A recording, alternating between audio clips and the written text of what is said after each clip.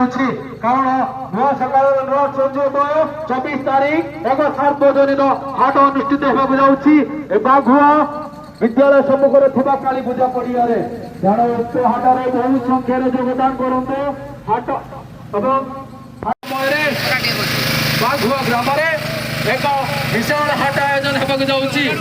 ଆମର ପ୍ରଚେଷ୍ଟା ଆଗାମୀ ଭବିଷ୍ୟତରେ ଏକ ବିଶାଳ ହାଟ କରିବା ପାଇଁ ଯେଭଳି ଭାବରେ ଭୈରା ଡଙ୍ଗୁର ହାଟ ହେଇ ଆସୁଛି ଦୀର୍ଘ ଦିନର ପ୍ରୟାସ ପରେ ଆଜି ଏକ ବିଶେଷ ମୁହୂର୍ତ୍ତରେ ପହଞ୍ଚି ସାରିଛି। ଆମର ମଧ୍ୟ ପ୍ରଚେଷ୍ଟା ଜାରି ରହିଛି ଘରର ନିତ୍ୟ ବ୍ୟବହାର୍ଯ୍ୟ ସାମଗ୍ରୀ ଆଣିବା ପାଇଁ, ତାହା କେବଳ ବନ୍ଦ କରିବା ପାଇଁ ଆପଣଙ୍କ ସମୟକୁ ରୋକିବା ପାଇଁ ଆମେ ଏକ ପ୍ରଚେଷ୍ଟା ଜାରି ରଖିଛୁ।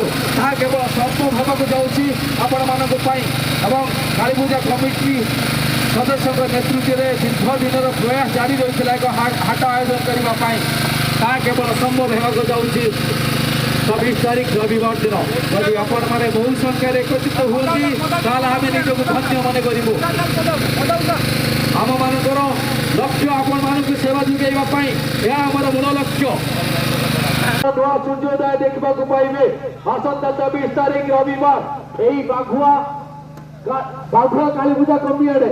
ତେଣୁ ଆପଣମାନଙ୍କୁ ବିଶେଷ ନିବେଦନ, ଆପଣମାନେ ବହୁ ସଂଖ୍ୟାରେ ଏକତ୍ରିତ ହୁଅନ୍ତୁ ଏବଂ ଯେଉଁ ହାଟରେ କିଣା ବିକାର ସୁଯୋଗ ନିଅନ୍ତୁ, ନିତ୍ୟ ବ୍ୟବହାର୍ଯ୍ୟ ସାମଗ୍ରୀର କିଣା ବିକାର ସୁଯୋଗ ନିଅନ୍ତୁ ଏବଂ ମା ଭଉଣୀମାନେ ମଧ୍ୟ ଯେଉଁମାନେ ଡୁଙ୍ଗୁରା କୁମାରୀ ଖଇରା ଯିବା ସମ୍ଭବ ହୋଇପାରୁନଥିଲା ସେମାନଙ୍କ ପାଇଁ ସୁଯୋଗ ଆଣିଦେଇଛି ବାଘୁଆ କାଳୀପୂଜା କମିଟି।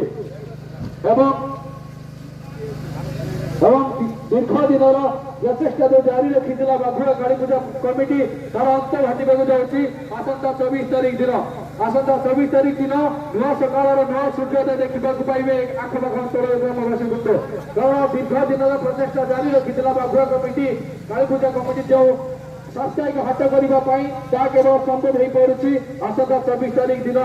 ଯଦି ବହୁ ସଂଖ୍ୟାରେ ଏକତ୍ରିତ ହୁଅନ୍ତି ତାହେଲେ ଆମେ ନିଜକୁ ଧନ୍ୟ ମନେ କରିବୁ।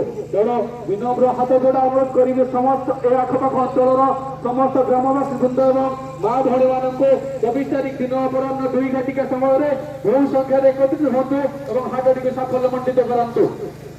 ଆସନ୍ତା 24 ତାରିଖ ବାଘୁଆ କାଳୀପୂଜା କମିଟି ପଡ଼ିଆରେ ନୂଆ ସକାଳର ନୂଆ ସୂର୍ଯ୍ୟୋଦୟ ଦେଖିବାକୁ ପାଇବେ।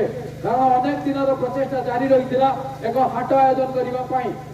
ଆପଣମାନଙ୍କୁ ବହୁ ଅସୁବିଧାର ସମ୍ମୁଖୀନ ମଧ୍ୟ ହେଉଥିଲେ, କାରଣ ହାଟ ବାରିରେ ଆପଣମାନଙ୍କୁ ଡୁଙ୍ଗୁରା କୁମାରୀ ଖଇରା ଯିବାକୁ ପଡୁଥିଲା, ଆପଣମାନଙ୍କର ସମୟ ମଧ୍ୟ ନଷ୍ଟ ହେଉଥିଲା। ବହୁ ମୂଲ୍ୟବାନଙ୍କୁ କାମକୁ ଛାଡ଼ି ଆପଣମାନେ ହାଟ କରୁଥିଲେ।